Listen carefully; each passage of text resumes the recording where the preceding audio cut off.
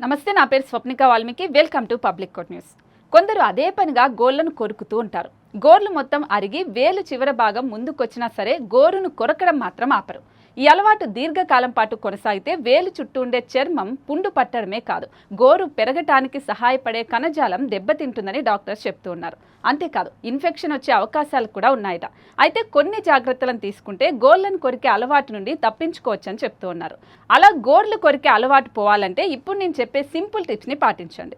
గోర్లు పెరిగిన వెంటనే కత్తిరిస్తూ ఉండాలి. గోర్లకు చేదుగా ఉండే నెయిల్ పాలిష్ వేసుకున్న అమ్మాయిలు కూడా గోర్లు కొరకడం మానేస్తూ ఉంటారు. అలాగే గోర్లు ఆకర్షణీయంగా కనపడటానికి మ్యానిక్యూర్ చేయించుకోవాలి. గోర్లు అందంగా కనపడితే గోర్లను కొరకాలని కూడా ఎవ్వరికీ అనిపించదు.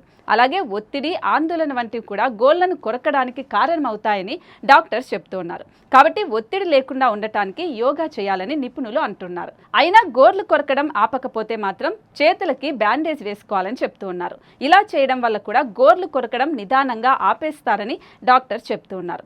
ఇలాంటి చిన్న చిన్న టిప్స్ పాటిస్తే డాక్టర్స్ని కలవకుండానే గోర్లు కొరికే అలవాటు మానుకుంటారని డాక్టర్స్ అంటూ ఉన్నారు.